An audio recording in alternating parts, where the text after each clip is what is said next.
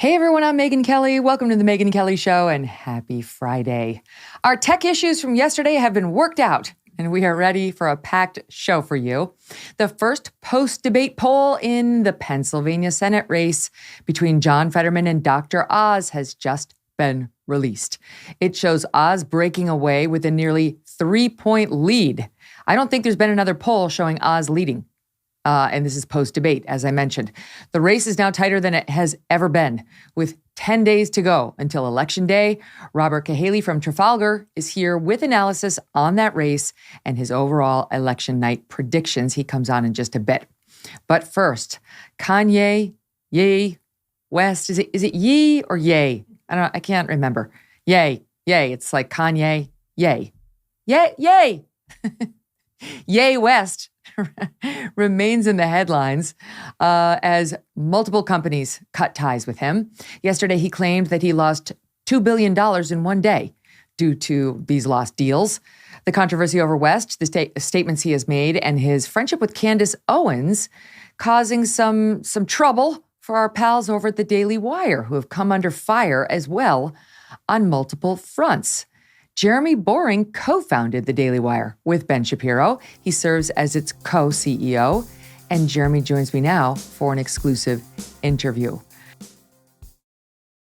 Bon Charge is a holistic wellness brand with a huge range of evidence-based products to optimize your life in every way.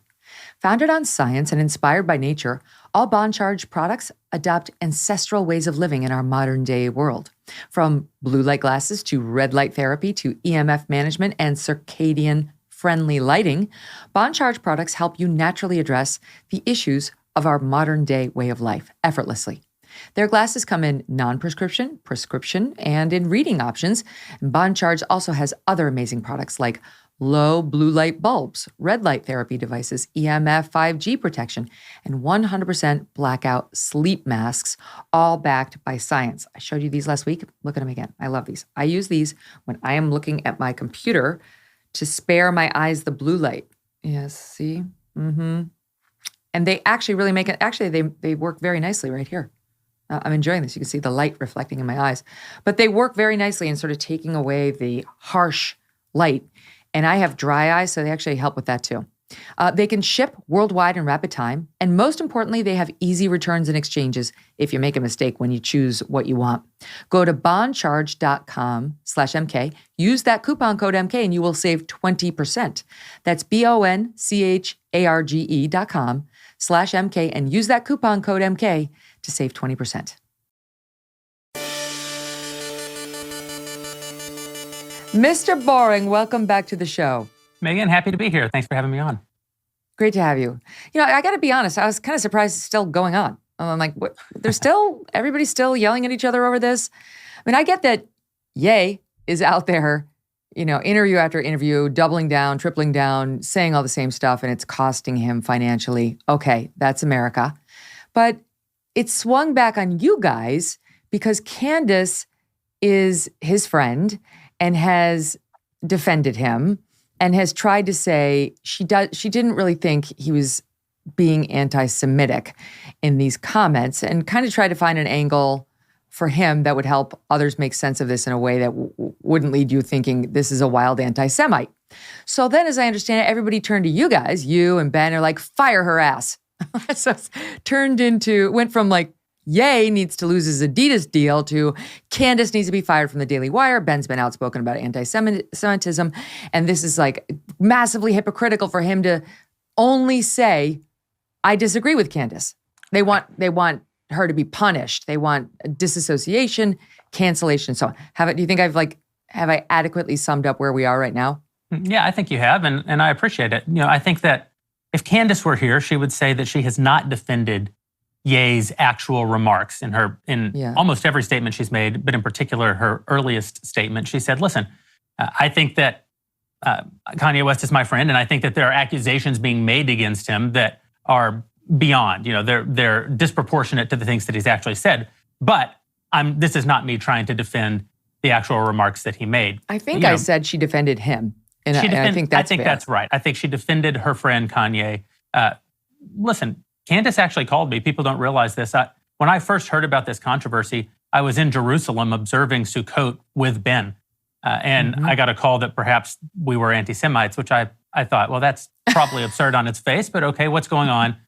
Candace called me and she said, I have my premiere for my movie tomorrow, George Floyd and the Rise of BLM, The Greatest Lie Ever Sold. She said, and, I've invited Ye to the premiere. Should I uninvite him? And at that point, it was immediately after all this had first broken, I looked at the comments that he had made on Twitter, and I said at the time, they're definitely anti-Semitic statements. I don't know if there's enough evidence at this point to conclude that he's an anti-Semite, but certainly these are disgusting statements. I said, and I appreciate you offering not to bring him to the premiere. I said, I think, though, I'm not going to ask you to pile on. I'm not going to ask you to disassociate. The actual person, Candace, is actually friends with the actual person, Kanye West. I said, I don't want you to feel that you have to disassociate from him. I don't want him to speak. I don't want him to be an official part of the event. But from my point of view, you can invite him. And listen, I make probably 20 decisions a day that have some existential impact on the company, and they're not all the correct decision. If I had known the things that Ye was going to go on and say over the next 14 days, I probably would have made a different decision. But I think it's an interesting piece of color that from the very beginning, Candace wanted to shield the Daily Wire from the potential fallout from his remarks and understood that the things that he said were offensive, understood that they were consequential. At the same time, as I say, he's her actual friend, and Candace has a superpower, and one of the things that one of the consequences of her superpower is that she sees everyone sometimes as a nail, and she raced in to defend her friend, not his remarks, but her friend, in the way that she races in to fight all of her battles. And that's caused a little bit of discomfort from us over at the Daily Wire, but I think it's perfectly understandable from her point of view. I've listened to her, and I'm her fan, as my audience knows. She's been on the program. She seems to be getting it, and you guys seem to be getting it, in part because Ben's been appropriately outspoken about anti-Semitism. Right. And I think his fans want to hear him be outspoken about this, and he has. He's condemned the Ye remarks in no uncertain terms, and he's also said, I strongly disagree with Candace's interpretation of all of these.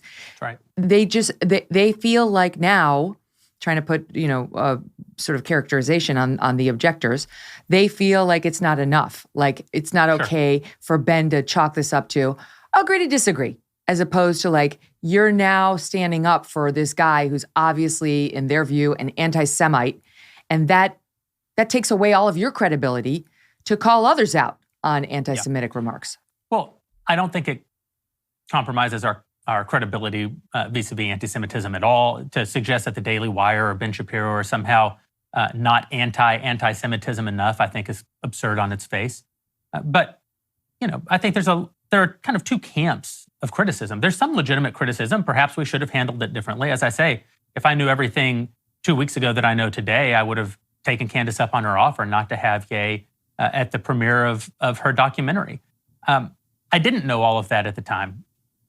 I think that there's also people who, are disappointed in what they perceive to be our response, who, after they speak to us, they reach out in good faith, have a conversation. They may still not agree with all of our decisions along the way, but for the most part, they understand our decision-making once they talk to us.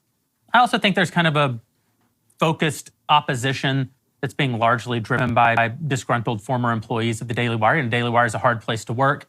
Not everybody makes the cut. And a few of the people who didn't make it, I think, have been looking for an opportunity to play out their resentments. And some of the really focused attacks are coming from that group. But is that? Can I ask? Is that Eli Steinberg? Because he wrote for you guys in addition to Newsweek and The Federalist, and he ripped you guys a new one, as you probably saw. Yeah, I read his piece. I didn't know Eli Steinberg had ever written for us. I will say that I thought it was one of the most deceitful, disingenuous pieces I've ever read. He characterizes Ben's tweets completely falsely and deliberately so. And then later, when it suits his purpose, he actually embeds several tweets. But he doesn't embed the ones that he misrepresents, which I found really interesting. Oh. He's essentially trying to make the case that Ben, for financial reasons, is not living up to his responsibility as an outspoken opponent of anti-Semitism and firing Candace Owens. But look, here's the thing. First of all, Ben is not an executive in this company. Ben's not the majority owner of this company. Ben's not in a position to hire or fire anyone in the company. He is an owner. He's a founder. He has obviously an enormous influence on what happens in the company, but he's in no position to fire Candace Owens. And the suggestion that he should just fire her, I think, just misunderstands the reality of the business altogether. Secondly, if Ben were in that position, he still wouldn't fire Candace, because Candace Owens is not an anti-Semite, because Candace Owens isn't the one who said all the vile, disgusting, ignorant things. That's Ye West. If Ye West works here, we would have fired him. He doesn't. Candace does. And, you know, do I agree with everything Candace has said? Again, no. Does Ben agree? No. I've had some real rows with Candace over the last 14 days, probably the biggest disagreements that we've ever had. But agreeing with Ben Shapiro and agreeing with Jeremy Boring all the way down to every jot and tittle is not the job description of a host at the Daily Wire. Would that it were. I disagree with all the guys quite often. It'd be terrific if they just said everything that I think. No, well, not Knowles. That guy, he's right about everything. Never Knowles. No, what about, I'm interested in what you said, that if you knew then what you know now about Kanye's thoughts, you would not have wanted him at her movie premiere, which was a Daily Wire, produced film. A Daily Wire event, yeah. So sure. Why? I mean, because he has been quadrupling and quintupling down. What is it about what he said after all the controversial tweets and Insta posts that changed your view on him?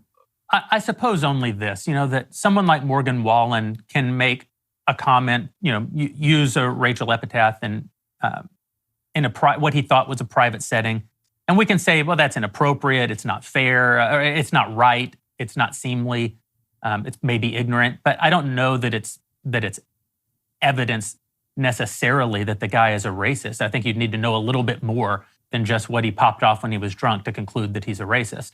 And that's kind of how I viewed the situation with Kanye. He definitely said some things that were anti-Semitic. The comments themselves were anti-Semitic. I didn't think that necessarily evidenced that he was an anti-Semite. But then he's clarified what he thought since then. As to your point, he's doubled down, he's tripled down, he's continually, every day, every interview, continued to say these really vile, ignorant things. And at a certain point, you actually just have to say, well, this isn't an accident, this isn't a lapse of judgment. He's expressing what he thinks. And to the extent I accept that you for who you're telling me you are. Exactly. So had that listen, I still, to this day, don't ask Candace to publicly repudiate her friend. I think that it's unfair to expect someone to publicly repudiate their friend. That's a private issue when you have an actual friendship with someone. But I wouldn't have wanted Kanye to be at the event if I had known that he actually thought the things that he's made clear now that he thinks. It's weird. I mean, it would be weird to be standing next to him. I can't imagine now, knowing how he feels about Jewish people, Ben standing next to him. I mean, anybody. You don't have to be Jewish to feel the scorn of that. But in particular, the targeted group, as Ben's been saying repeatedly, it's all the old tropes about Jews, like controlling the media and having some sort of cabal. Ben was joking on a show. If we had that, we would have already sent down our special laser to get Kanye. They would have space lasered Kanye 2 weeks ago. It's like Ben must have missed that trip to synagogue where that plan was discussed. Right. So to this point, look, he goes Kanye has also said that we wouldn't invite him to be on the Daily Wire. When he was on Lex Fridman. Yeah, wait, stand by. That's where I'm going next. It's your show. I'm ready for you, Boring. He goes on with Lex Fridman. Yes. And we can talk about whether these people should keep interviewing Ye. I've got thoughts about it. But in any event, he goes on with him and he takes it one next level. And what I would like the audience to listen for here is, yes, he accuses you guys of blacklisting him. But listen to, speaking of the Jewish tropes, my God, especially the one that you'll hear in the last sentence of what he says. This is Sot 1. But what happens is every time if I talk to any of these business people one by one, because mind you, I didn't get to the tweet by not having a conversation. I had the conversations beforehand, before I got to the tweet. Now we're going to take it to the stage. Now we're on the world stage, right? And you saw Ari Emanuel do exactly the kind of thing that I was saying had been done behind closed doors. Now he's doing it in open doors. They told Candace Owens I couldn't be on the Daily Wire. Like, you can't even explain yourself.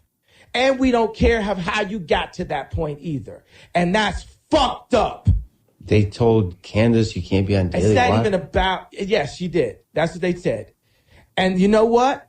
And you can have my voice raised or lower. I'm going to do it lower, right? Because what's happening to me I put in your words, the media is saying, not only can you not explain yourself, we don't care how you got to that point.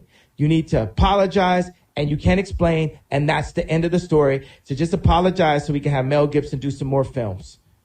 Is exactly what Ari Emanuel was saying. No one is looking to change the problem that led so many people to that same level of frustration. And I just so happen to be the one that's not going to back up on it.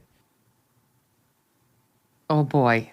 I mean, that last line, what no one's actually talking about how bad the Jews are is what I think he's trying to say there. Yeah. I don't actually care how the guy came to his horrible opinions. I think that the Lex Fridman interview on the whole was a good thing. I don't think every interview has been, but I think Lex in particular was pressing on Kanye, but also giving Kanye an opportunity. I think that post that interview, Kanye can't say no one's given him a fair shot to explain himself. The problem, we don't like the explanation. He tries to conflate his concept of Jewish media with the Daily Wire, I guess because Ben Shapiro is a minority owner of the Daily Wire. I'm not Jewish, I'm Christian. The other owner of the Daily Wire is Christian. We're not offended as Jews, we're offended as human beings at his doubling and tripling down on this generalization. Nobody, if you say my agent who is Jewish took advantage of me, that's not anti-Semitism. If you say the Jews took advantage of me, I shouldn't have to explain this, right? It's a very simple concept. Speaking in generalizations is wrong. Labeling entire ethnic or religious groups because of your disagreements with individuals is wrong. But so too is this suggestion that I said he couldn't be on the Daily Wire. We didn't say that. That's not what I said. Candace said that Kanye would like for Candace to interview him. And I said, no, that would be akin to Chris Cuomo interviewing Andrew Cuomo in the middle of the scandal. You're his friend. Your husband is in a business relationship with him. I don't think that it's appropriate for you to be the person in this moment who has that conversation with him. And she agreed. Very good point. She agreed and we moved on. In that same conversation, I said, if the guy wants to talk to Jordan Peterson, if he wants to talk to Ben Shapiro, I'd be glad to set those interviews up because that's people who would give him a fair opportunity, but also press on him. Not to say that Candace wouldn't, only to say that the optics of Candace being in that position would have been bad. Absolutely. Given the business relationship her husband has with him alone, she's not the right person for that. He's the CEO of Parler, which Ye has just announced he's buying. So you can't. There's certain things you can't do in our business. So I agree with that. So that he is welcome on the Daily Wire potentially, but not in an interview with Candace. Sure. I would not be averse to him being interviewed by someone at the Daily Wire who I thought was in a position both optically and practically to conduct a fair interview with him. I don't think that he would take us up on any offer to come on the Daily Wire at this point, right? And I'm even not sure today that it makes much sense to continue, to your point, to continue interviewing him about this issue.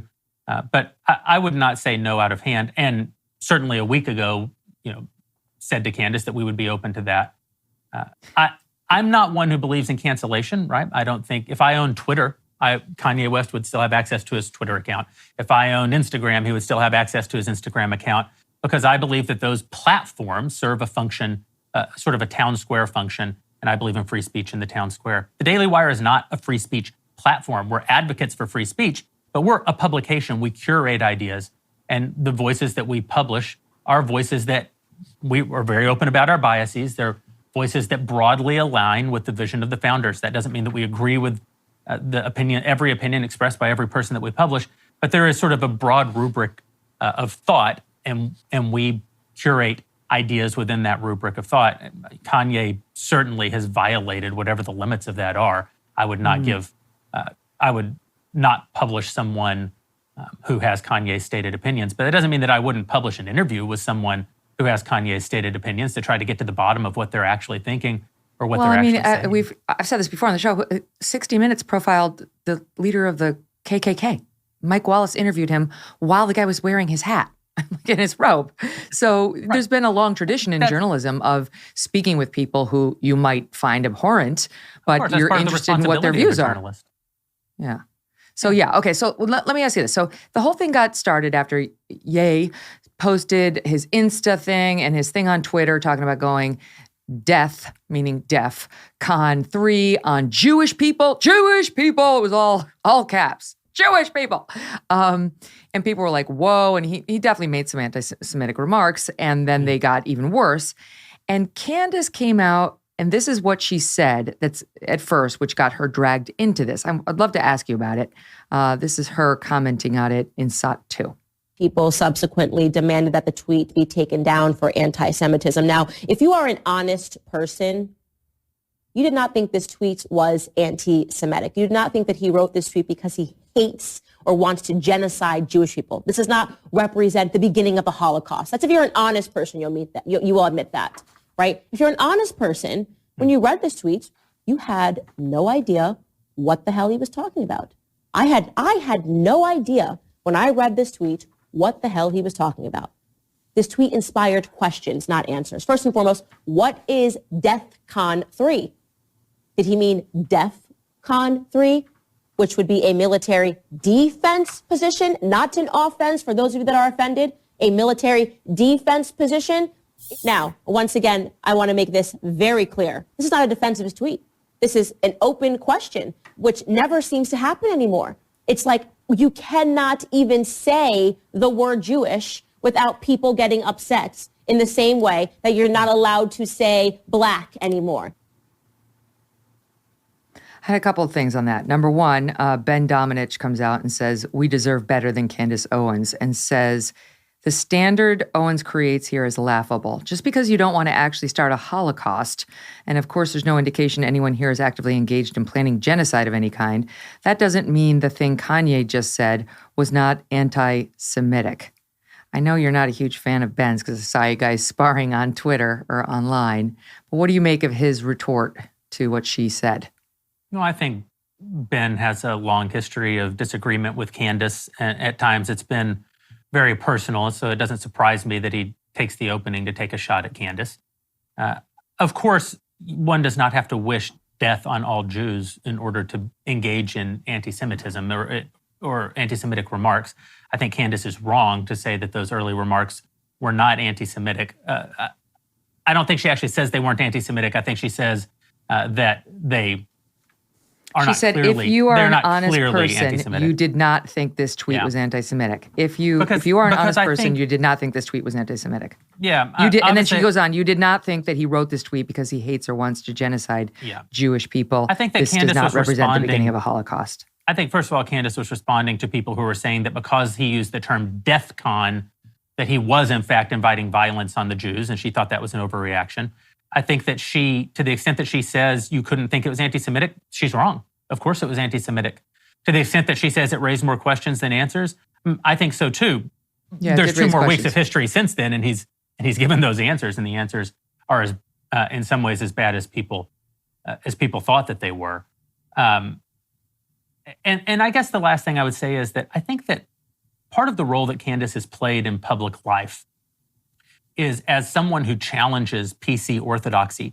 And because she is a Black woman who has challenged PC orthodoxy, in particular around issues of race, she's been subjected to the worst attacks possible, called a race traitor by certain political voices or media voices.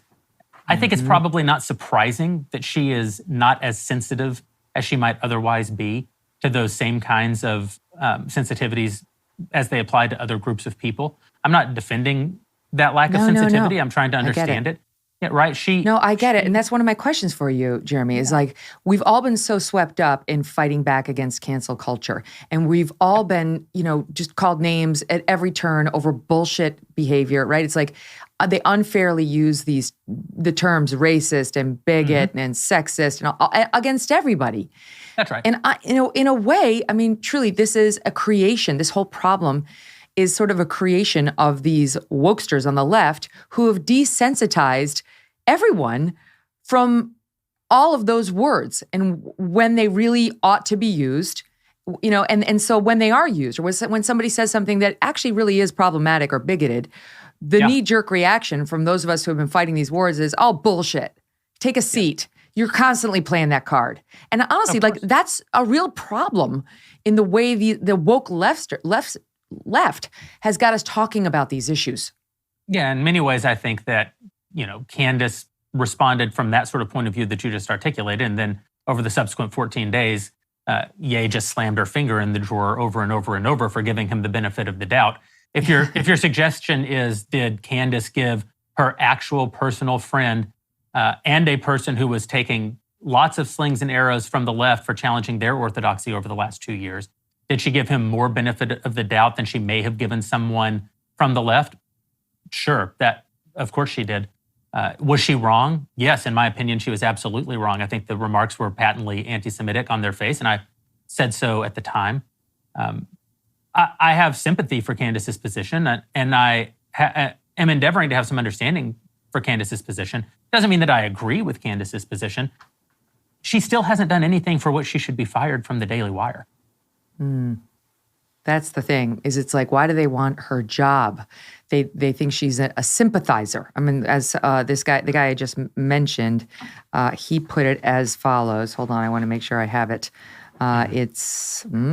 Eli Steinberg called it the Ye-generated and Owens exacerbated controversy, that she exacerbated it by defending him, which he suggests shows an ambivalence on Jew hatred from the Daily Wire. And, she does work for the Daily Wire now. And so what do you make of the fact now, Jeremy, that he's done all these things and he's continued saying all these things and she's still standing by him? Does that change the evaluation? Well, my hope is that Candace sees things differently than maybe she saw them 2 weeks ago. I know I see things differently than I did 2 weeks ago. That's another interesting wrinkle in this whole thing, is that Eli Steinberg's incredibly deceitful and malicious article, which was mostly an attack on Ben Shapiro, not on Candace Owens, who has not said anything anti-Semitic, or on Kanye West, who absolutely has said a whole lot of terrible things that were anti-Semitic. It was mostly a cheap shot against Ben Shapiro that I think mischaracterizes his position completely. Nevertheless, if that piece had come out even 10 days ago, and engaged in a little bit less manipulation, then I might have even said that it was a legitimate criticism. But time has gone by, right? Candace's position, where Kanye is concerned, has been moderated. You don't see her out there talking about these things the same way that she was talking about them in the earliest days, because we've all heard more and more and more from Ye. But I still don't expect Candace to publicly repudiate her actual friend. I think that's too much to ask. And I don't think that the criteria for whether or not she continues to be an important cultural voice or an employee of the Daily Wire are compromised by the fact that she hasn't said, my friend is an anti-Semite. That is not a standard that I'm willing to enforce on her or on anyone.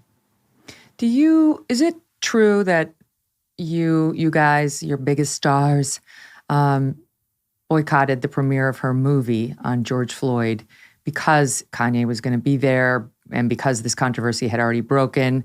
I know I've seen some pushback saying, no, we all just had various engagements elsewhere. But I can see how people would have been asking, Boring's not there, Shapiro's not there, Matt Walsh is not there, Michael Knowles not there. Well, again, nobody, no, just kidding. I don't mean to rip on Michael. You're the king of that. Clavin, down the list. I can see why people were like, Sure. I think Jason Whitlock started that with a tweet that he put out, and he apologized for the tweet rightly. He was at the premiere. I was not. I was, as I say, in Jerusalem. Ben was in Jerusalem. My co-CEO, who is not Ben, by the way, it's Caleb Robinson, was in Jerusalem. Jordan Peterson was in Jerusalem. We were working on some amazing new Peterson Shapiro content and observing Sukkot from Jerusalem.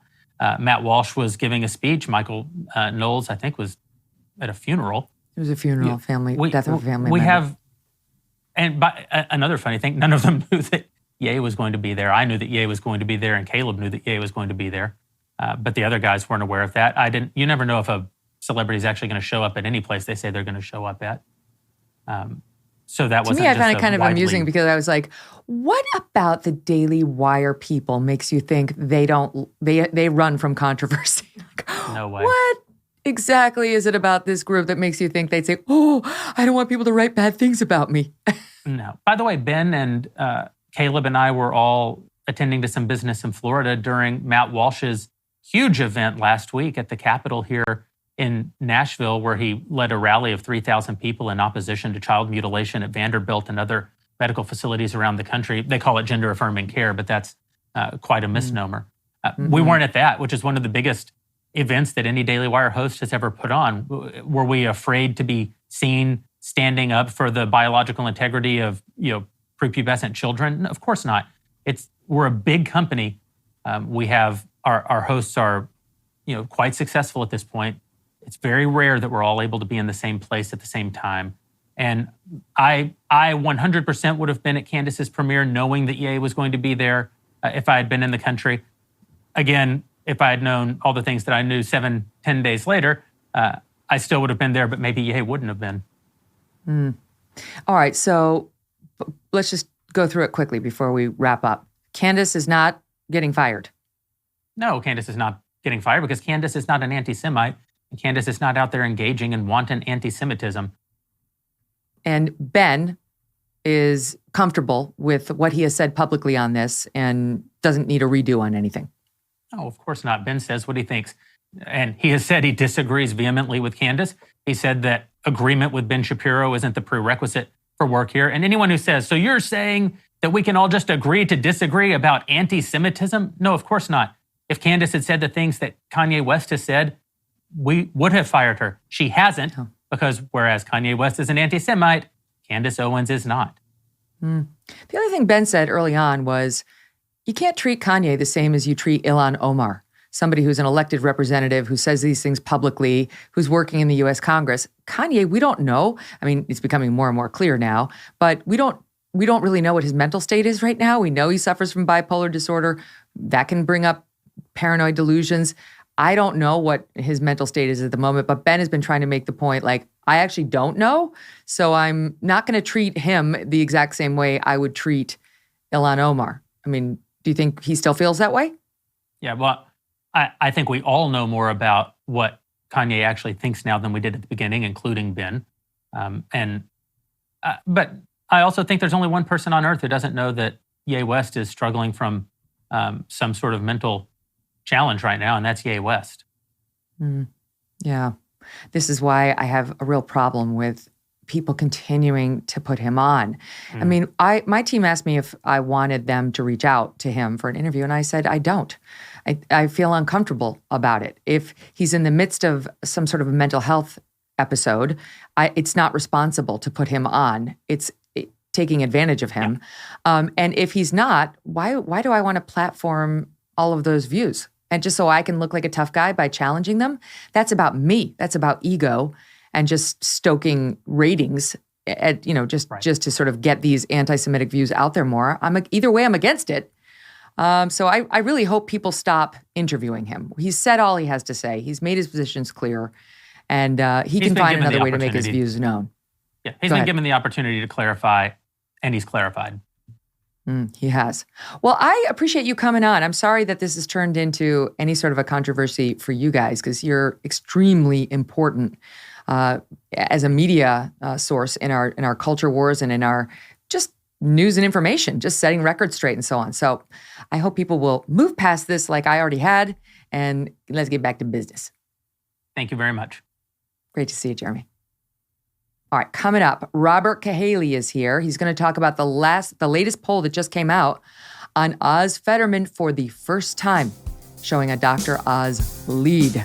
What does he think, and what are his predictions? That's next.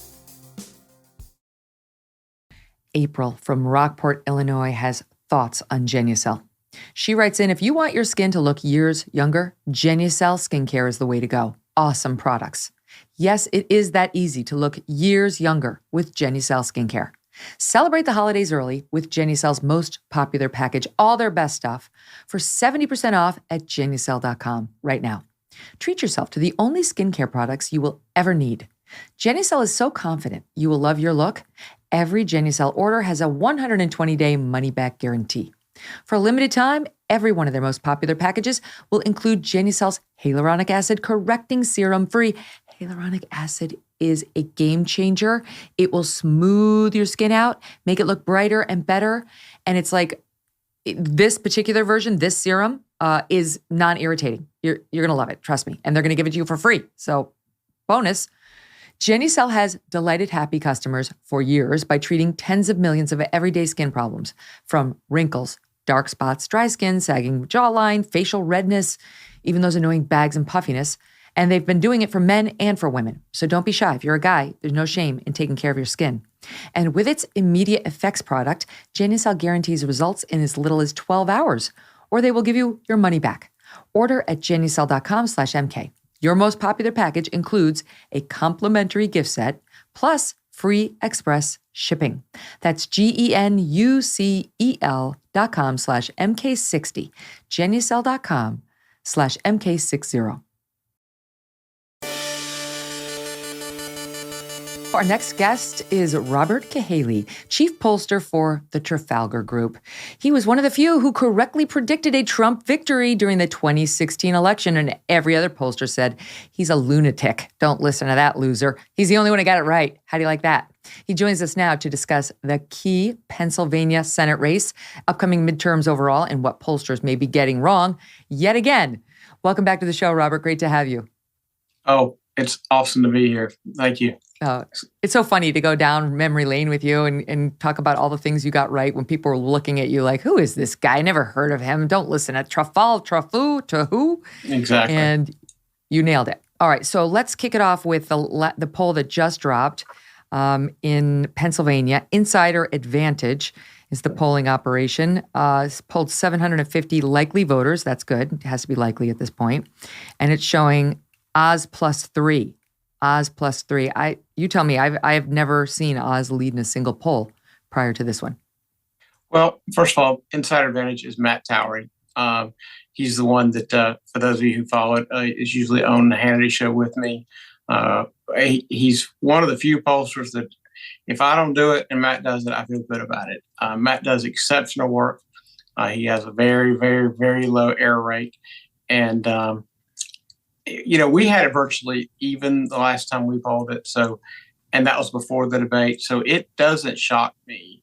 Oz kind of, had the fundamentals of a candidate who could exceed, coming first. There were some things that he had going for him that were really strong. One of them, of course, was his percentage of the black vote was just tremendous. Highest percentage of black women of any Republican we found in the country. And wow. So that doesn't surprise me that he had to win over some skeptics. His problem was more about likability than anything. And I think the way he handled the debate and the fact that he wasn't mean and aggressive and just trying to keep it about the issues served him well on the personality scale, which is the place he had to win over people. I like Oz. I like him as a person. I know him a little bit. But I can see how you could find him slick in watching him, from your couch at home in Pennsylvania. He's a little slick. And politicians who are slick can be a little, even if they wind up being the more articulate, the more substantive, and so on. I think that's worked to Fetterman's advantage prior to now. What we saw on the stage the other night, maybe a little slick still, but the other guy was, non-compos mentis. He was not... We have no idea what the extent of this stroke damage is. All we can see is it's bad. It's bad. And as I was saying the other day, they've misled us. They've tried to perpetrate a fraud on us by telling us there's almost no damage on Fetterman. And then the big reveal came, 10 days plus before the election where we can see, oh no, there's serious damage. Well, and what was fascinating about that is, you kind of think about, whether it's historical portrayals or just the kind of things you run into every day, people that are a little slow tend to be good when they're telling the truth, but tend not to be very good when they're having to elaborate or lie. And on the questions when he would really have to be clever and come up with a lie, like, did you ever oppose fracking? That's when you saw his inability. He could, on the stuff where he could tell the truth, he was fine. But on the stuff where he had to hide his position and cleverly word it, he was falling. So he literally could not be as evasive as he needed to be on the stuff where he's vulnerable. And here's what the poll shows. They asked who won the debate, and 53.6% said Oz won it. Just 20.5% said Fetterman won it. 25.9% were undecided. I assume those are Democrats who just don't want to admit reality. And they're showing now that just a couple of interesting things. Oz holds a 2.7-point lead over Fetterman. In total, he holds a 2-point lead with white voters. He holds a lead amongst the 18 to 39-year-olds. He has a 14-point lead with the 40 to 64-year-olds, and he's pulling in nearly 2/3 of independent voters, 65.9%. But what happens at the top of the ticket in Pennsylvania matters for Oz. And you tell me whether that's going to wind up sinking him, because the Democrat is heavily favored. Yeah, the governor's race there, and that's what I've literally been saying for weeks, is that if Mastriano had received half the support that any Republican nominee gets, Mastriano would be within 4 or 5 of winning, and Oz would be winning. But to receive so little support is actually hurting Oz. But, ticket splitting is one thing. It really just kind of depends on how they structure their ballot. I'm not sure what the answer is in Pennsylvania. A lot of states put your federal races first. So it might be that, the governor's race is after when they vote on the Senate race. It's not top of the ticket. Yeah, it might, it just depends on how they structure their ballots. But I think it is damaging. But what we are going to see is, in most of these polls, Shapiro is at 50, 48, but he's not at like 52 or 53. And if there is somebody out there right now with a kind of a hidden shy vote, it's Mastriano. The grassroots around him are very, very engaged. So, again, I don't see Mastriano at this point winning, but I think he's going to close a lot and shock people. And if he closes as well as I think he can close, Oz probably will be okay. I mean, if Mastriano wins that governor's race in Pennsylvania, I'm going to fall out of this seat right here if that happens. It's like every single piece of press about Mastriano's been bad. He's been way behind in all the polls. As you say, very little support. That will mean very good things for Republicans on a national level if that happens. Oh, absolutely. Yeah, go ahead. That is a great bellwether. Yeah, if that guy goes into this thing leading big. But, I mean, there is no denying the size of crowds that show up at Mastriano events. The people that have been to Pennsylvania, I hear it all the time. They're just saying it's bigger than anything they've seen outside of a Trump campaign. Okay, let's talk about Georgia for a minute, because that's the other one a lot of people are watching. Kemp seems well positioned to win over Stacey Abrams, who hasn't been able to get anything going. And in the Georgia Senate race, still, even under your polls, Raphael Warnock, the Democrat, is leading by 1.5. The Real Clear Politics average has him leading by 0.5. Yeah, our newest poll has him up by 2.5, actually. It does? Okay, I'm sorry, I don't have that. Yeah, okay, so you're showing Real Clear Politics average. You're showing Warnock up. Warnock up. Our most recent poll showed Walker up 2.4, and Real Clear rounded that to 2. After the debate, Landmark showed it at even, and I believe there was a Rasmussen yesterday that shows it 5 up for Walker. The average has moved down to just Warnock by 0.5 because the last 3 polls since the debate have been so good. Now there's some pre-debate polls that were bad, but everything since the debate has been very good for Walker. That's amazing. So the debate in that case actually did make a difference. And I think what we can glean is all the things that they're throwing at Herschel Walker, the women, the abortion, all that stuff, either hasn't hurt him or maybe helped him. Well, it hurt him initially with some of the early accusations, but the public is wise, and they gotten to the point that when they see stuff coming in October and November and late October that you had the whole last year to talk about, they're a little skeptical. And, to see Gloria Allred and all that stuff out there, just you start thinking, I remember this. How long? Oh, yeah, this happened to Brett Kavanaugh. Yeah, I've seen this show before. As soon as he got in, because it wasn't real. And so the skepticism really is high. And there comes a point, I mean, for whatever it's worth, Trump has set a new standard for what you can be accused of and when. And we're not going backward. It's just that's the way politics is. We're not going backwards. We're a long way from people wanting to disqualify Clinton for inhaling or not inhaling. Mm-hmm. Or Gary Hart for having an affair outside of his marriage and so on. I remember those days. Let's talk about the numbers, because right now the polls are trending Republican, and we're closing now. We're in the last little stretch. What I read is that historically, those last 2 weeks before the actual vote tend to build momentum for the party out of power. Do you think that's true in this race, even though we've had about 4 steady weeks of Republican momentum? I mean, basically since mid-September. Well, I would argue that, and as you can see, our numbers have been much more consistent. The Republicans have been tight in these races since the nominations were over. I think, I'm very skeptical of the mainstream media and some of the polling that goes on there and some of the agendas, because you have to ask your question, what's the purpose of a poll? Is it to reflect the electorate, or is it to affect the electorate? Because if it's to affect the electorate, then it makes sense that all these guys who keep getting it wrong still have jobs. But if it was to reflect the electorate, why haven't all these groups that have an error rate of over 5 in 2020 been fired? It doesn't make any sense. So you got to wonder, are they doing the job they're supposed to, which is an agenda, or are they doing the job they're supposed to of accuracy? And we know they're failing on accuracy. So I think what's happening is the reason, and you said it, you were very smart to say at the very beginning that these are likely voters. We spent the entire September and August with nonsense polls that were based on registered voters that you know yourself, that is a way to skew it toward the other side.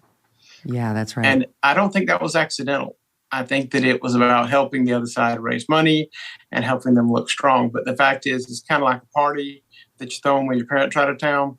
Mom and dad are coming home, the house got to be cleaned up. And these guys know election day and the reckoning is coming. And they don't want to look like they did last time. So they're starting to get a little more real every day. And as they get more real, guess what happens? They get closer to where we've been all along. But you still say these polls are probably underestimating the Republican support. Absolutely, I believe this. Even more so than 16 and 20. Why? Yes. Well, one, in 16, you were just deplorable. In 20, you could be canceled and you were racist if you disagree with anything. In 22, you're a threat to democracy. After that speech where he basically said, if you are a MAGA supporter, that you're, what's wrong with the country, a lot of folks just got really nervous. And they're seeing stories of like the FBI involved with Facebook and monitoring stuff. And they're hearing things in the news about the banks being told about the government to keep track of gun purchases. And so what they say to me is, don't you think that the government's monitoring who says that they're for MAGA candidates making a list? They tell me it's like, you don't even know they're doing it. Like I'm naive and don't know this is happening. And that they're all keeping track. And so, here's the point. It doesn't matter whether conspiracy is right or wrong. Because if it's in the people's minds and affects how they vote, you have to think about it. And I think there are a lot of people who believe to answer a poll puts you on a list as being for MAGA. And so people who in the past would have put a sign in their yard or bump sticker on their car, posted on social media, are taking polls. That's why I call them submerged. They aren't hidden. They aren't shy. They're submerged. They are underwater. They're below periscope depth. They're not coming up. You could live right next door to a MAGA voter. You never know it. But they're so coming out because they're not getting to do anything else. They're not getting to wave their flags or whatever. So they're coming out. That's the only way to scratch his itch, and they've got a big itch. And they're coming what's to your vote. prediction? And I think everybody will underestimate the Republican turnout, including us. Wow. Even you couldn't get at them, and you've got the best polling methods in the business, keeping the questionnaire short, trying to ask questions that you don't have to say, what do you think, Ms. Kelly? You say, how's your neighbor likely to vote? And I project all my views onto the neighbor because I feel comfortable telling you what they think, but it's really what I think. And all of our question methods. Whether it's, we let people, text polls, and our text polls are different than most of them. People click links on others. Ours go back and forth. They're much easier to take, and you don't have to worry about some random link. Okay. And all right, so I only have 1 minute left. And I got to get to your predictions. What are you predicting now in the House and the Senate? I hate to predict it 10 days out because Lord knows what's going to happen on the national stage. But I would say if the election were next Tuesday, I would expect the Republicans to win north of 25, maybe 30 House seat pickup, and the Republicans to win the Senate by at least win the Senate with 51 and a Georgia runoff that could get them 52 or better. And I expect if another week after next week, it could be better. How high could it go? Just for kicks. How high could it go? Here's the thing. Again, this is not my prediction, but if the wave were as big as I think it could be, you could be talking 55 seats. Wow. What a difference a couple of months make. This was not the prediction over the summer by virtually anybody, though it's always been a more favorable environment for the GOP. Such a pleasure, Robert. Thank you so much for all the great work you do. Always a pleasure to talk to you. Always been a big fan. It's an honor to be here. Thank you. Thank you. Let's do it again soon. And remember, folks, you can find The Megyn Kelly Show live on SiriusXM Triumph Channel 111 every weekday at noon East, and the full video show and clips by subscribing to our YouTube channel. That's youtube.com/Megyn Kelly. There's so much to love about the fall, from the cooler temperatures to the changing leaves to the pumpkin spiced everything. What better way to soak up the best of the season than with a Michael Phelps swim spa by Master Spas? A Michael Phelps swim spa combines the benefits of a pool with the therapy of a hot tub. It comes in a variety of sizes to complement almost any yard, even if it's a tiny one. Master Spas worked with Michael Phelps to develop an at-home training and fitness solution that you can use year-round in any season, even the winter.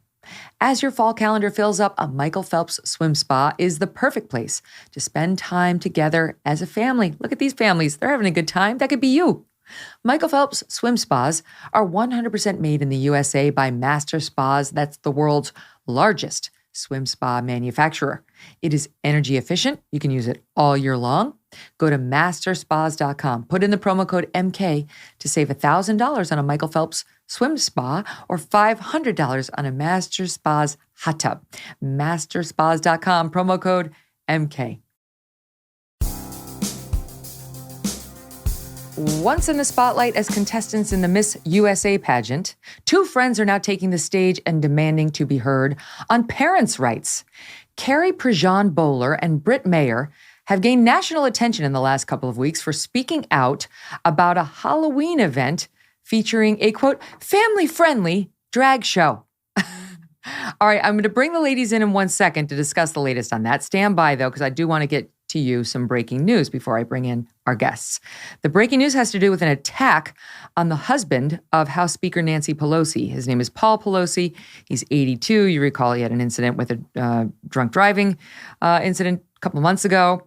Well, early Friday, we're now learning, at their home in San Francisco, according to a Pelosi family statement, Paul Pelosi was, quote, violently assaulted.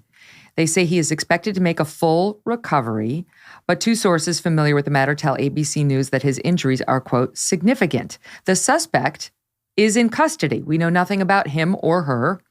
ABC News reports that this person was armed with a hammer and allegedly entered the house through a sliding glass door.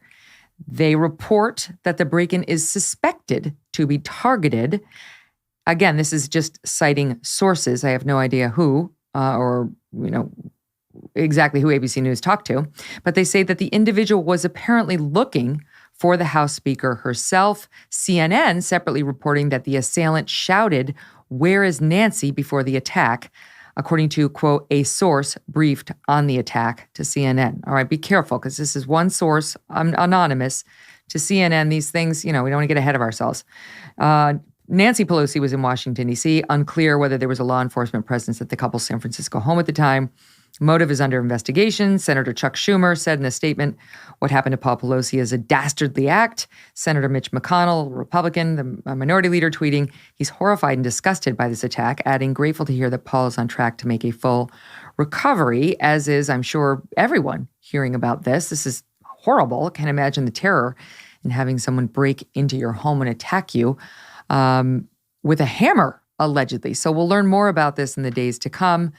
and what the potential motivation was, I cannot help but wonder whether the reaction to this will be different from the reaction when a man showed up near Brett Kavanaugh's house intending on assassinating him. I would like to see. Are we going to change security provisions now for these folks in office, whether it's the Supreme Court or the House Speaker? Are they going to be more concerned now that, it's Paul Pelosi? I really worry about this because he shouldn't be in danger and Brett Kavanaugh shouldn't be in danger either. And we need to take security and safety seriously for all these folks, whether they're Democrats or Republicans. We'll see where this goes, but best wishes to him for a full recovery. In the meantime, I want to get to my guests, and we're going to talk about the latest on the family-friendly drag show that they stood up to and said, oh no, not to mention their experiences in the pageant world, which for Carrie wound up becoming national news for weeks on end. Carrie and Britt, welcome to the show. Thank you so much. Gosh, thank you so much for having us, Megyn. Oh, it's my pleasure. I've got to tell you, so we saw this viral video, Britt, of you standing up at this event. And I'm like, who is this wonderful woman? I need to know her. Like, I loved everything you said. I was like, you go, girl. I was cheering you on from my, just looking at my phone in my house. And then my team, I'm like, we got to try to book her. So my team looks into it and they're like, oh my God, Carrie Prejean is there too. And of course I remembered your name. I covered the whole thing with, the Miss USA and all that. I'm like, you got to be kidding me. So then they show me your clip. I'm like, is everyone in this area of California incredibly articulate, gorgeous, fierce, fiery? Like, we've got to have these ladies on. I need to know them more. We run in good company. I can see that. Now that I find out you met in the pageant world, some of it is starting to come together, makes sense for me. But I love, love, love that you are now just mom advocates out there fighting the good fight for your children and other people's children and insisting that other people pay attention and try to join the fight too. So let me start with you on this, Britt. When we saw this video, and I'll play a little bit of it so people can see, I want to ask you, what got you so fired? Like, what was the issue before I play the clip? What was the issue that got you so fired up? Well, we found out that this school district had approved invitations for a Boo Bash. They were advertising it as the queerest Boo Bash family-friendly event in San Diego. And Carrie texted me. She's like, hey, have you seen this? And then I start getting texts from other girlfriends too. Carrie is a pit bull. So she's like, we got to do something about this. This is crazy. And so we start digging into it. And lo and behold, what really fired us up is that this was not only approved by a school district, to be all Encinitas was invited to it as this family-friendly event. But when you actually started to drill down into the Boo Bash and the drag show, the partnerships came to light, and it was incredibly concerning. So that's what fired us up, is we saw that this Boo Bash was partnered and sponsored by a gender reassignment clinic. Which, is there any such thing as gender reassigning? I mean, let's talk science. I hate using that term because you can't reassign gender, but it's sponsored by a mutilation clinic up in San Francisco. And their website is full of videos that are, it's all for profit, but the videos are just advertising that they'll cut off penises and healthy breasts. And even in their top surgery video, they talk about how this is a great way if you're going through puberty and you're not comfortable in your body, then we can just take care of that by cutting off your breasts. And so that was the first one that was shocking. And then the next partnership we saw was I don't even want to promote the club, but it's a gay 21 plus nightclub down in San Diego. And if you go through their social media, I'm shocked that they haven't been taken down because it's just completely pornographic, very evil. So Carrie and I start talking, how in the world is a 21 plus gay nightclub in San Diego hooking up with a gender reassignment clinic up in San Francisco and throwing an event that's marketed to children advertised through a school district? The whole thing it reeks. And so Carrie and I said, we're going to do something about it. And what age group are we talking about? When we talk about school children, what age group? Elementary, tiny little kids. All right, stand by because I'm going to get carried away in too. But let me show the audience a little bit of both of you at this Encinitas board meeting on October 11th.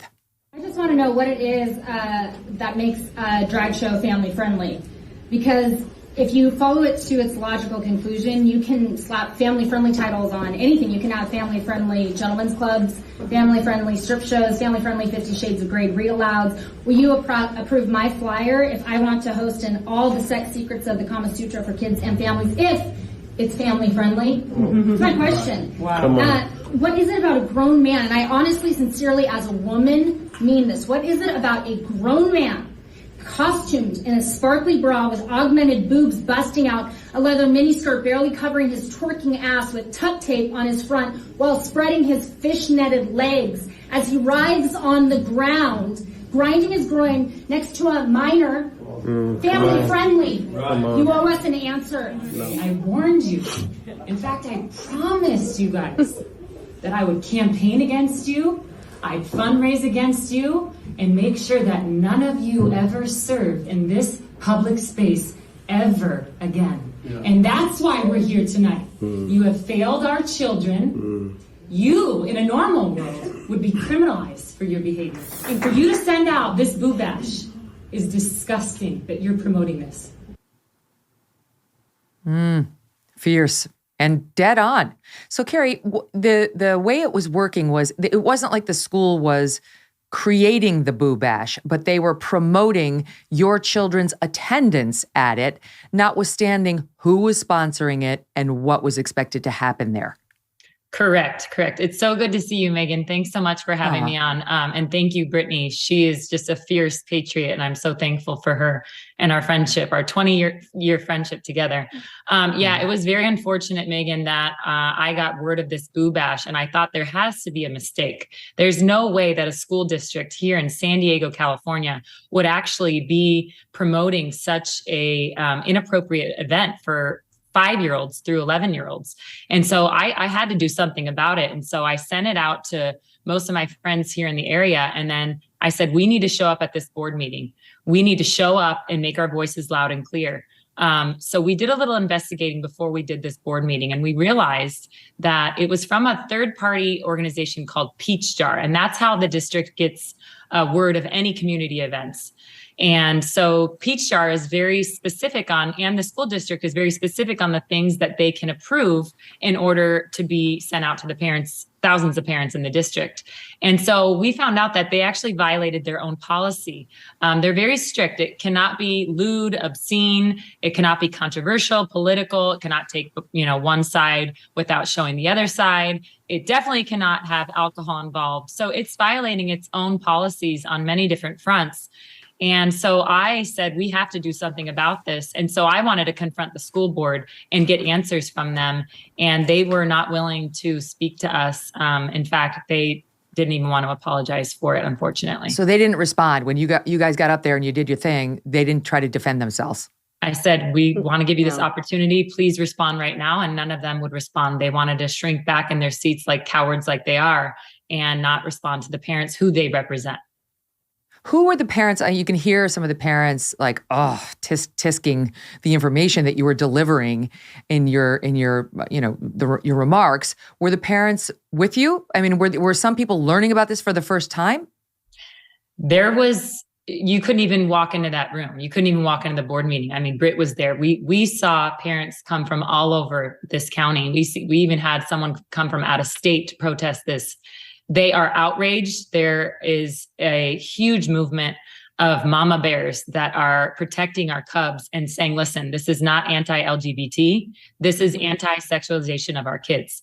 We don't want it. We don't want strip clubs with straight white, women. This is not a race thing. We don't want drag shows. Okay. We don't want strip shows. We don't want drag shows. They're trying to paint us as racist, homophobic, the same old typical, Yeah, you want to know what's really interesting is that you asked about the people that were there, and by and large, it was a standing room only, overflowing into the parking lot, and the people that came out were so angry about what is happening in our schools and that the target has been drawn so heavily on our kids. And there were a few who showed up to defend the board and the school district. But what's really interesting is that not a single adult who stood up in defense of this boo bash and the decision with the district to support this and to invite everyone, not a single adult who stood up in defense mentioned the drag show. They couldn't even defend the drag show. Isn't that interesting? All they could do was go to love, inclusivity, that this is how we create a really caring community. How dare you attack a school board? This is all about being inclusive to diverse students and diverse communities. Not a single one addressed. The whole reason we were there was that you are hypersexualizing our children and you're acting as activist pimps. And not a single adult who stood up in defense could even touch that topic. Of course. Now, and what you were saying was so persuasive when you were making the point about you can slap the family-friendly label on anything. That doesn't save you. You know, like you point out, you can call anything family-friendly. The labeling doesn't take away any of the sting when your 6-year-old shows up and somebody's gyrating his genitals in front of his face while wearing a skirt. Right. Most of us choose not to put our kids in that circumstance, and you certainly don't want the school endorsing it. Right. And now the school district is doubling down. The show will go on, and they have not done anything to stand up against this, the sexualization of our kids. And they're not even apologizing to us parents. In fact, they're colluding. We found through public records that they are colluding with principals and teachers in the district that are calling us parents home-o-phobes, spelled H-O-M-E, mocking stay-at-home moms. I mean, it's just disgusting what they're doing. God. Their job is protect our kids.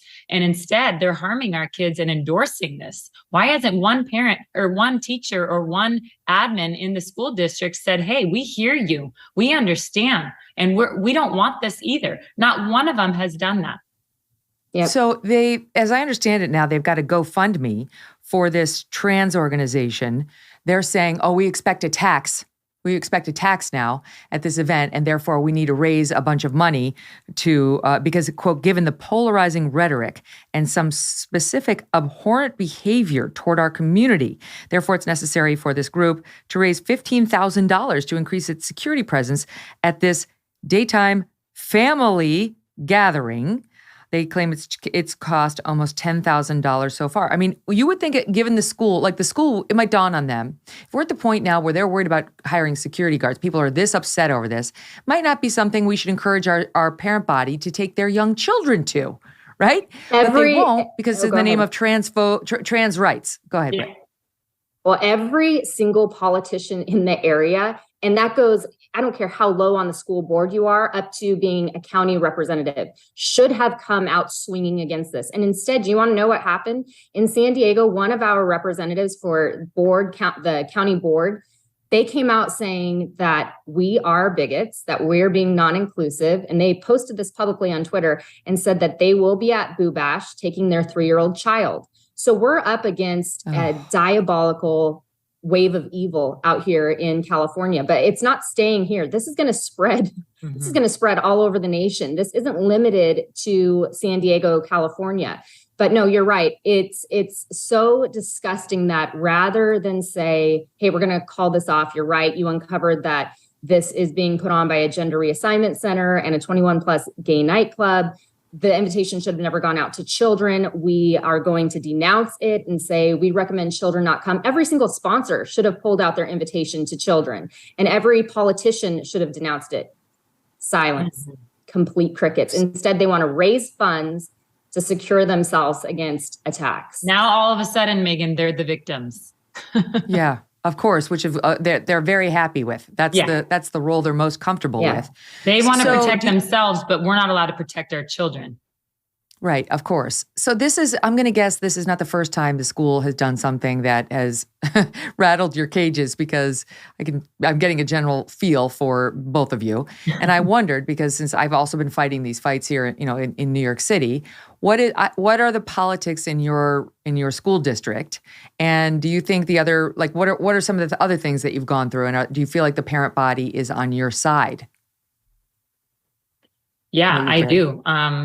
I think that after seeing this outrage of parents on both sides of the aisle, this is not Democrat versus Republican. This is good versus evil. And I think people on both sides are seeing that the hypersexualization of our children is not okay. You can be as far right or far left and come to the agreement on that we should not be sexualizing our kids. I said in the school board meeting, would you affirm a little girl who has an eating disorder by advocating for her to go get liposuction? I don't think so. This is a mental illness, and we need to stop affirming it. We have kids now that are coming out as furries. They're coming out as animals. When are we going to draw the line? And when are we going to say enough is enough? If we really care about our children, we're going to stand up. And so, yeah, we have 3 candidates running for the board right now: Andre Johnson, Justin Reed, and Thomas Angel. And we pray to God that they get into office and flip this school board. This is big, this furry thing. I mean, this is actually really deeply disturbing. It's happening more and more with children. Sad. It's happening with adults. I was in a pet store getting stuff from my dogs, and there was a young woman in there she's like 16 with her dad, and they were having an argument because he said, I already got you the leash. I'm not going to get you the collar. It's going to be inappropriate. And she said, but Dad, you know I identify as a furry. No. I mean, this is like open now. Like the dad's buying her, he's drawing the line at the collar or the leash, whichever it was. Like more and more you're hearing about kids in particular identifying as furries. I've told the story before. I know somebody who has a good friend who runs a corporation. He hired a young woman, and the young woman was normal, whatever, no problems in the interview. She was kind of a star. She shows up the first day and says, I identify as a tiger. He's like, what? She's got to wear the little ears and the little tiger tail, and everyone needs to be respectful of her identity as a tiger. Now, this is not gender identity, and I would say as a lawyer, you as an employer do not need to recognize this or do anything other than tell her, put on your normal clothes or you're fired. This is not a protected class. But we're so crazy about bending over backwards to support this nonsense. Yeah. We're letting kids do that. Like it's becoming bigoted to say no to that. Oh, yeah. Yeah, but at the same time, we're removing all the boundaries, but then we're also like, have you heard about what's going on in school libraries, the books that are being put in to these to libraries? You have all these books that are targeting 3 to 6-year-olds, which is right when kids are starting to figure it out. And it's targeting 3 to 6-year-olds and telling them you get to choose if you're a boy or a girl, or maybe you're fluid, or if you don't feel like a boy today and you want to put on a dress, you're a girl, and that's okay. I mean, this ideology is coming in so hard and so fast at our kids. And at the same time, we're taking the train track apart. I mean, we're headed for complete destruction, and it's affecting our kids. And that's why I have a friend too, Megyn, who she was just telling me the other day, because I didn't know about all this furry stuff until recently. I'm like, oh my gosh, what's going on? Now we have furries. She tells me that one of the kids at her son's schools, and her son is in 8th grade, at his school, this child identifies as a raccoon and runs around making havoc, where he knocks over trash cans and he'll claw things, and the school can't do anything about it because he identifies as a raccoon. And I laugh, but it's like, if you don't laugh, you're going to cry, and then you better start to talk really loud. Didn't you go through a phase? I one day announced to my parents my name was going to be Taffy and the Witch, and I wasn't going to respond to any other names. Didn't make me a witch. Had fun with it for a day. No one changed anything about me. Kids go through these imaginative periods. Nothing changes at school. It doesn't say anything about their identity. We're the crazy ones. Yeah, it's so sick and twisted. I was a super tomboy when I was growing up. And thank God I didn't have whack job parents that just said, okay, yeah, let's transition you. I mean, this is irreversible damage that is being done to our kids. And it's all in the name of equality? No, this is not about equality. If we really care about our children, we're going to protect them. Like I said earlier, if my daughter had an eating disorder, I wouldn't affirm her. I would say, we need to get you help, honey. This is madness. This is insanity. And I saw this coming a long time ago when I stood up at that pageant. I saw very You did. Where are you going to draw the line? If love is love, where do you draw the line? What if I love my dog? Can I marry my dog? What if I love both, a man and a woman? Can I marry both? Can polygamy come back? Where do you draw the line? And that's the thing, is like, there are no we're taking all the boundaries out. When you look at I don't even know how to say it anymore. LGQBT, I don't even know. There's all the letters in the alphabet. Letters. I don't know. But there's a plus, right, at the end. It's like, what hides underneath that plus? That's just open-ended. What's hiding under there? Yeah, what is next? That's why. I mean, we've talked about this. Is it gonna but that's be, why, like, the gay community is like, we don't need to be lumped in with the pluses. We don't need, like, lesbians and gays are like, these are not our issues. We fought our battles. We've won them. Like, this is it. They should get rid of LG. It should just be, and I don't know about B, but it should be TQ. Well, it's interesting you say that, whatever. Gays Against Groomers has totally come to our defense. And in fact, they came to the school board meeting and spoke and said, this is hurting the gay community. Like, they've hijacked our community and our movement.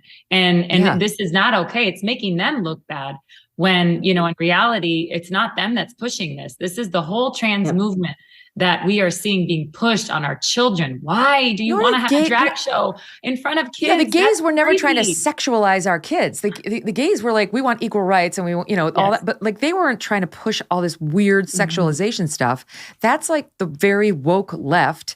And yes, these trans activists who I don't think represent the trans community.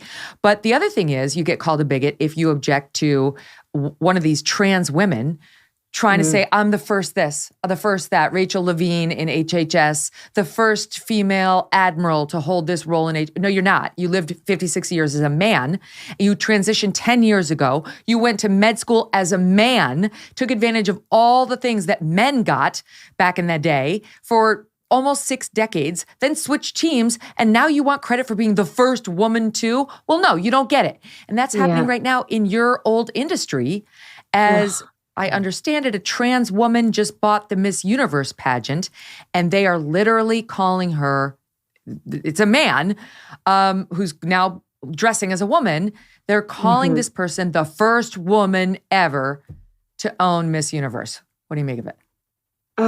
It makes me so angry thinking about the future that's being carved out for our kids. And, you know, I kind of backed out of all the pageant stuff after I was Miss California. I was first runner-up at Miss USA, and I saw the industry for what it was, and I didn't like what I saw. So I really backed out of the spotlight. And then Carrie was a couple years after me that she was Miss California and first runner-up at Miss USA. And but I still hold like a special place in my heart for what I accomplished in that, and that it was a road to college scholarships and learning how to speak publicly and learning how to dress and how to act like a woman.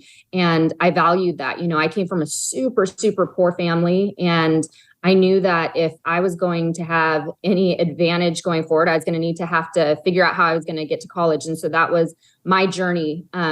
It was through the Miss Universe pageant system. So I still hold that dear to me. And when this news broke yesterday, I mean, Carrie and I were on the phone, just so sad for what's happening to women after centuries of progress, of elevating women, that now we're watching our womanhood be erased, and that we can never be a good enough woman to be better than a man. Like, a man's going to be a better woman than we can be, even to a beauty pageant, like in a beauty pageant that now, you know, Miss Spain, she in 2019, it was a man who won Miss Spain. And now you have a transgender man who is buying the whole Miss Universe pageant, which has always been about elevating women and giving them a chance. And you have a transgender man buy this pageant, and it's heralded a biological man, as an advancement a biological man who's for women. trans. Yeah. Okay. Yeah, right, exactly. And I will say, at least in that particular competition, men don't have an inherent advantage. It's not like, we saw with Leah Thomas in the pool. I would say that the women are still generally much more naturally appealing and beautiful as women than a trans woman would be. But you never know. They're going to start taking titles away, as you just point out, has happened. Yeah. It's just such an insult. It's just such an insult. It's such an insult to our intelligence, to what it is to be a woman. I mean, we can't even define what a woman is. It's so disgusting and disturbing. Yeah. And only the women suffer. You don't see women, trying out for the NFL and taking a man's spot. You don't see a woman beating a man's record. You see women every single day being erased, like Britt said, by men. I don't care what they want to call themselves. If they want to call themselves a dog, a cat, whatever, I am not going to affirm their psychological illness that they have. Mm-hmm. This is not a woman. This is a man that wants to pretend he's a woman and now is going to take over the Miss. Is that going to be erased? Are we going to just have Mr. and Miss Universe? Like, it's Mix. just such mix. It's insanity. It's going to be the mixed universe pageant soon. I want to get to but nothing's sacred anymore. I think that's what we're seeing, even with this microcosm on a Miss Universe pageant, which who cares? It's a pageant, but it does matter. It does matter. They're going after everything that makes women unique and special and gives us an advantage as being women. And that matters for my daughter. It matters for Carrie's daughter and for your daughter. Like what they're doing is death by 1,000 cuts. And we got to recognize what's going on. You know, I was reading a provocative piece the other day and I was like, it is provocative, but it's not wrong. It was talking about men, biological men who have the surgery where they cut off their penises and they have somebody build them a vagina. And the point that the author was making, forgive me because I can't remember who wrote this, but they were saying it's not a vagina. It's a hole. That's what they get built, a hole. Mm-hmm. And so, forgive me, this is graphic, but what they do is they reduce being a woman to, I guess, some perverted guy's vision of what it means to be a woman, just a hole for a penis so that sex can take place to the pleasure of the man. That's not what a vagina is. That's not what a female reproductive system is or looks like or is for. And so all of it is so reductive of women, of actual women at every turn. Yep. Megyn, where are the feminists? Where are the feminists? Oh, they're on the other side, right? They're calling us in real transphobic right now. Yeah, in real time, we're experiencing women every single day be erased. Completely wiped out. And the feminists are completely silent. Mm-hmm. Yeah, but what you just said, Megyn, is so good. I got chills when you're saying that because that, as graphic as it is, that's so important because that's exactly what they're doing. It's characterization. We're becoming cartoons. Like the drag queens, they don't look like women. I believe, and I'm going to say something that, is controversial, but I truly believe that all the drag queen, like this transgenderism, making, like you just said, holes on men and calling it a woman is the same thing as what we saw with blackface. Like how is it any different? Oh yeah, it's like a woman face. Women by cartooning them. Right. I don't see how this is any different. So like Carrie just said, where are the feminists? Where are the people standing up and saying, this is so disgusting? And it's insult. It's mockery of women. You don't make a hole and call it a vagina. I'm sorry, that's not what it is, Well, and it doesn't make you a woman. If I were to tell you guys that I identify as, African-American, I love the African-American community. I see myself as African-American. And then I go now and I take a real African-American scholarship. What would happen if I say, it's how I identify? It would never happen. But yet we're allowing this as women. We're allowing men to come in our space, in our lane, and say, no, I'm going to take your spot. I'm going to shatter your records, and I'm going to tell you guys what it's like to be a woman. I'm going to tell you what girlhood is. You're 100% right, and I've got to get to this Dylan Mulvaney. I've been mentioning this person on the show a lot because this Dylan Mulvaney just went and interviewed the president of the United States, but. I'll show you a clip of Dylan doing the interview with our president. But then what I want to talk to you is about what came out right after that. Here's Dylan with Joe Biden. Mr. President, this is my 221st day of publicly transitioning. God love you. Okay, so Dylan sits there, interviews the president of the United States, and then it comes out that Dylan, not long ago, Dylan's only been trans for about 2 minutes. Dylan had a post not long ago talking about how what we really need to do is, I'm looking for it here, embrace the bulge. That Dylan didn't feel comfortable. This is a man who's dressing like a woman. Dylan didn't feel comfortable having to run around and taping Dylan's penis down all the time, but loves to wear super tight clothing and really felt that we need a concerted effort to, quote, normalize the bulge on trans women like Dylan. In other words, it should be normal for you to see somebody who looks like that in a super tight swimsuit with a penis sticking out, and Dylan shouldn't have to feel uncomfortable as Dylan gets stared at by people who are like, what the fuck is going on here? No. Hardcore, no. He is a absolute disgrace. And I think that every minute he gets airtime is just disgusting. I think that his 15 minutes or 2 minutes of fame is completely done. It's an insult to all women, and shame on Ulta for having two men discuss what girlhood is and womanhood is and motherhood is. They have no idea. And it's an insult to women, and every woman in America should be outraged about this and speaking out about it. If you are not speaking out, you are complicit in this. It's so. Can we just spend a minute on that? That they use Dylan at Ultra Beauty and some other trans guy. I don't even know if he's trans. He's a man with a beard and a long blonde wig. Those two who have never been. I don't know. He says how can he be cisgender? He looks like a woman. I don't know. Whatever. Okay, my team's talking to my mayor. The point is, no one there had a girlhood. No one on the panel had a girlhood. And these people who want to pretend that they understand what it's like to be a woman or what it's like to have been a girl because they dress like us for 2 minutes are delusional. I was talking to my friend about this. Think about your girlhood, right? Think about when your breasts developed, when we first got your period, or in Leah Thomas's case, where you first had to swim in the middle school pool when you had your new period and you didn't understand what the hell. And like every girl who had that moment were like, they didn't understand the pad tampon situation, had an embarrassing moment at the school. Yes. All that's just the anatomy stuff. Never mind the emotional stuff that comes with it. And like, they've never had any of that. Talk to me when you've had to be bloated and your hormones have gone, like none of it. They don't know what it means to be a woman. And that's reducing us to our smallest thing. Men don't have cellulite and they're allowed to compete at Miss Universe. That is not fair. Good point. No woman's ass looks like that. No woman. I know, it's great. And you know what? It's celebrating mental illness is honestly, like if we're going to be totally frank, that's what it is. And then we're being told that if we don't call a triangle a square, then we're the crazy ones. It's like, no, you don't, a triangle is not four-sided. You know, what we are witnessing is complete mental illness being celebrated under the guise of inclusivity. And if we aren't celebrating along with them, then we're the crazy ones and we're the bigots.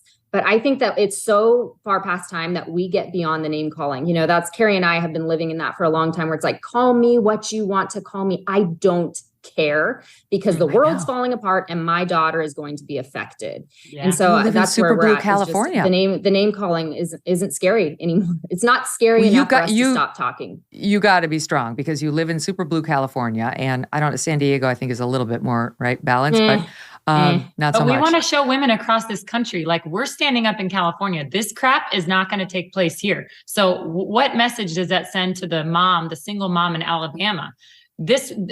We're standing up. What happens here happens everywhere else. And we're seeing that. You saw Plano, Texas. I mean, this is going to happen across the nation. And so Britt and I really want to give people hope. We are fighting this here. And I want to give people that are listening encouragement to stand up. The time is now. Now is not the time to retreat. I know you got a little bit of freedom back, but now is not the time to retreat. Now is the time to double down, stand up, fight back, go to the front lines, and really push back against this agenda because our kids are suffering.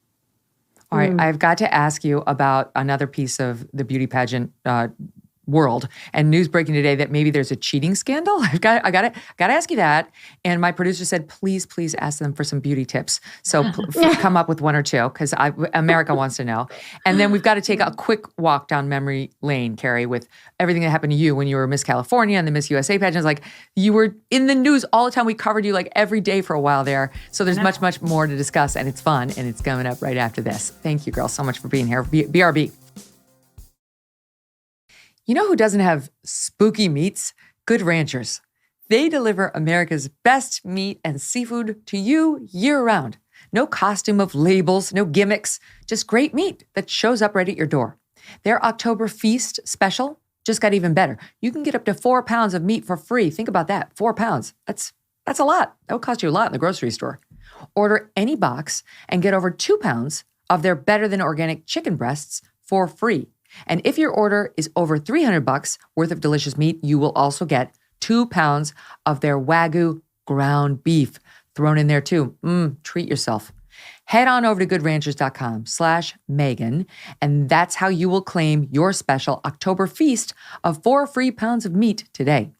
Join the tens of thousands of Americans getting 100% American meat delivered right to their door. Store-bought meat can be tainted with scary bacteria, and it has ghoulish inflated prices to boot. Good Ranchers lets you save $25 on every box and lock in your price when you subscribe.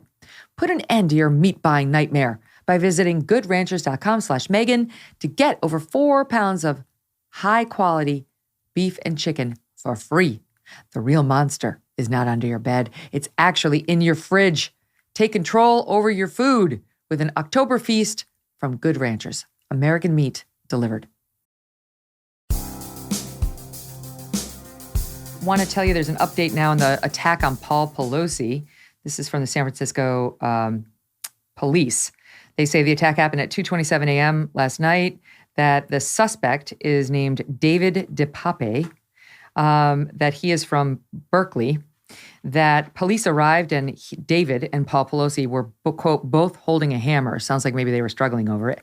The suspect then took the hammer away from Paul Pelosi and attacked him with it. The motive is still being determined. This man's going to be charged with attempted homicide, assault with a deadly weapon, elder abuse, burglary, and several other felonies. Again, this is the San Francisco Chronicle citing the police there. And again, the suspect is from Berkeley. All sorts of reports about who this guy actually was and his history out there on Twitter. We're not going to report any of that yet. It's not confirmed, but if it's this guy, it's going to be an interesting deconstruction of what drove him there. Okay, let's get back to our panelists. Two moms and former pageant participants, Carrie Prejean Boller and Britt Mayer, are with me. All right, so you girls mentioned that you both had the same sort of route through the pageant. Both were Miss California. Both wound up first runner-up in the Miss USA, national title pageant. And Carrie, you were all over the news because when you were in the pageant, you gave this answer to Perez Hilton. This is 2009. Barack Obama had the same view as you did at the time, but you became super controversial over it. Here it was. Vermont recently became the 4th state to legalize same-sex marriage.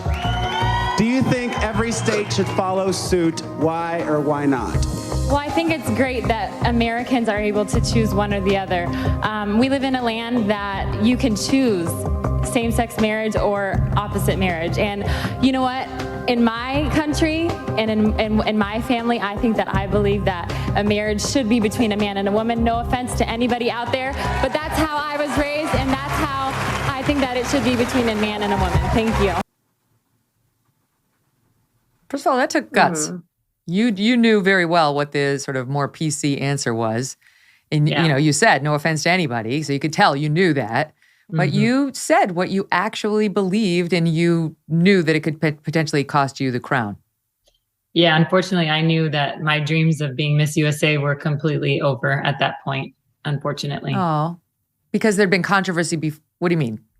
I just felt it was such an inappropriate question to ask, to ask these young women who have aspirations to go on and do such great things. It was so sad to me that a gotcha 30-second question on national television would be, of course, out of all people, I would get that. But I really believe that God chose me, for that moment, because he knew that I was going to say the right thing. And regardless of what you believe, we should all be entitled to have our own opinions. We should never be punished for voicing our own beliefs. And that's why at that moment, that gave me the courage to as a mother now, oh my gosh, 12 years later, imagine how more fierce I am now to stand up for what's right. And nobody will take my voice away.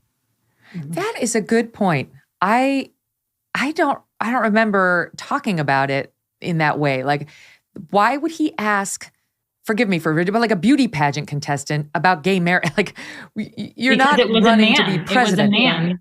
Yeah, it was a man under the disguise of, anything LGBT, family friendly, with that equality label slapped on it. Oh, that's fair game. But let's get and wasn't a man exploiting a woman for his agenda. That's what it was. Well, I feel like, look, the question in general, like of a politician and so on back then, is very fair. It was a news item that was being discussed and debated and so on. But it never occurred to me to say, like, why would that be the question of a beauty contestant? You're not running to be president. You're not running for Congress. Thank you. Yeah. I don't know. Girl got right. asked, what do you look for in a man? Why did I get asked that? Oh my God, is that right? Yeah. Yeah. Yeah, lucky me. Oh my, well, so who cares, right? It's like you wound up being a national news story because of that. And then it was like, I don't know, you get dethroned. I can't remember how it all went down.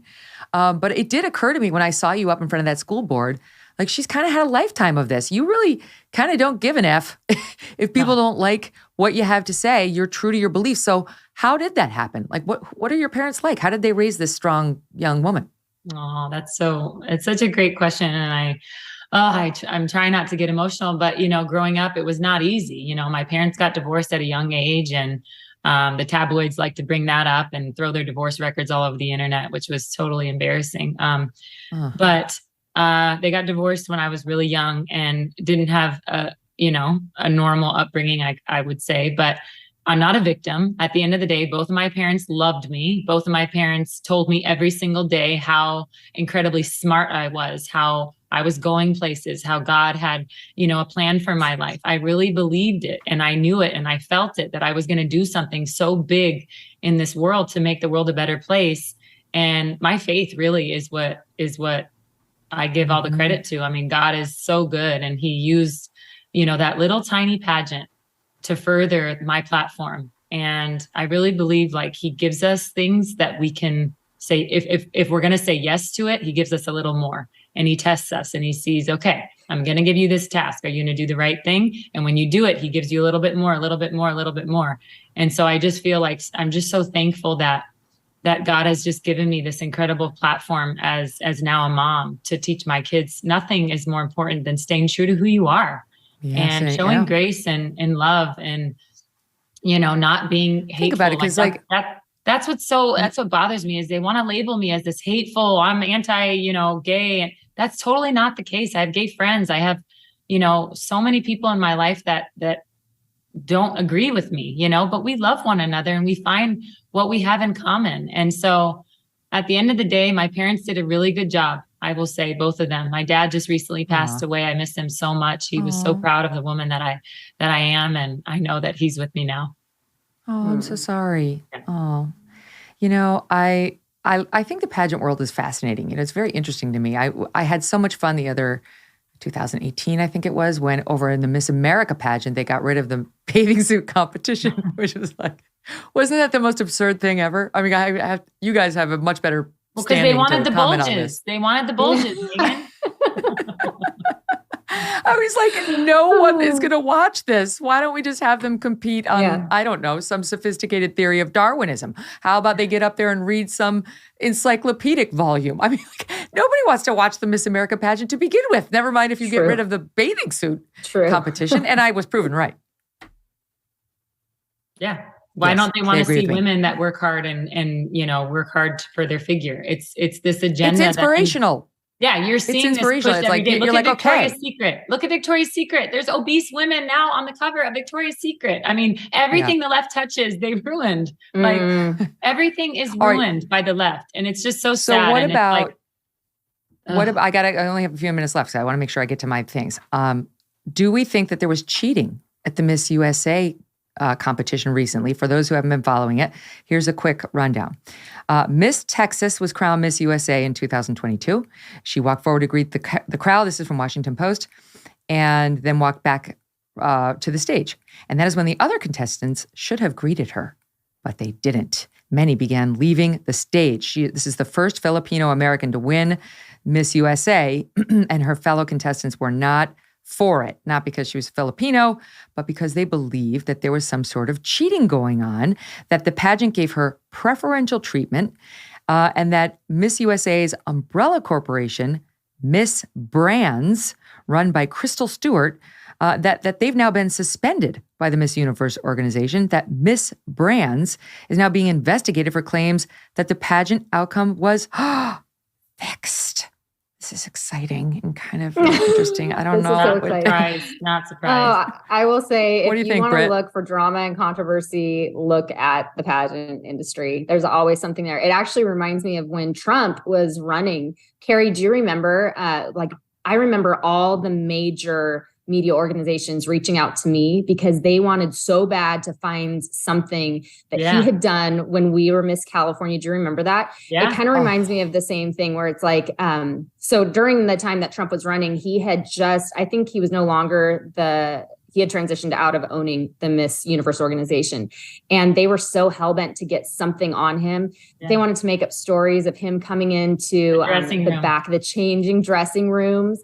And there were all these allegations, and it never happened. But we had such a frenzy of just media activists trying to pin something on Trump, that Trump had to have done something in the changing room. So it reminds me of the same thing where it's like, if you want drama, just look at the pageant industry. There's always the place to go. I am not surprised. They try to exploit women every single day. Look what they did to me, 30-second gotcha question. They actually admitted that it was for ratings. So I'm not surprised at all. Oh, wow. All right. So before I let you go. One thing I want to mention with the pageant before we move on is Carrie and I noticed that in this whole transition with the transgender, the man that now owns the Miss Universe organization, I was scrolling through the article, reading it, shocked. But I noticed a name in there, Paula Shugart, and she was my direct contact when I was Miss California. And when I was second place at Miss USA, she's who I dealt with rather than going directly to Trump. So she was his right-hand guy. And I noticed that she's still in there. What does that say about the women that are still in that pageant, that are okay with what's happening right now, the deconstruction of womanhood in real time? Yeah, shame on her. All right, let's get to the important stuff before you go. We need a couple of beauty tips. Our young female producers are like, do they have anything? We need something. I'm thinking, you're not recommending those enormous earrings that you had on, Carrie, at that. Wouldn't it be nice if we could dedicate our life to being like these bloggers that are like, all right, ladies, let's talk about makeup and hair. And they're so good. It's like the world is on fire and we're trying to save the world. Stay out of the sun. Okay, that's good. I agree with that one 100%. Oh, yes. Britt has, oh my gosh, Megyn, if you see her in real life, she has the most amazing skin that you could, and she does not do Botox at all. Oh, come on. True. Well, you're still young. Aren't you young? One wrinkle. True. You ladies are still young. Carrie. By the time you're 51, next time we come on with you, Megyn, we'll have like a little power hour, and we'll actually talk about. Tell her real quick about your light thing. What light thing? The light thing you put on. Oh, I have an LED mask, Megyn. Yes. I have an LED mask that I put on. That's what you need to get. It's an LED mask, and the red light therapy, it helps prevent wrinkles. Oh my God. Where can I find this? There you go. I know. I think I can't remember the name of it. Just look up LED mask for your face. Yes. All right. They're all selling out right now. I leave you with that. Yeah. I like that a lot. I like a little highlighter, but not too much, because then you look a little strippery, like a little on your I like a little bit of highlighter right here on the cheekbone. Just a little bit. Not right in here. Yes. Can't go too far. I like a little less is more, but I also want women to feel beautiful. And I mean, what woman doesn't feel beautiful when they put on makeup and do their hair? So yes, I know. I had a guy in the program last week saying, just stay out of the sun and don't wear makeup because it's toxic, and embrace the natural you. And that's when I think I told him to F off. But I love talking to you ladies. Carrie, Britt, come back soon. Okay. And all the best. Hope Beauty. Look up Hope Beauty. They have the best lipstick. All of her stuff is all right, we'll check it out. Gotta run. See you. Yes.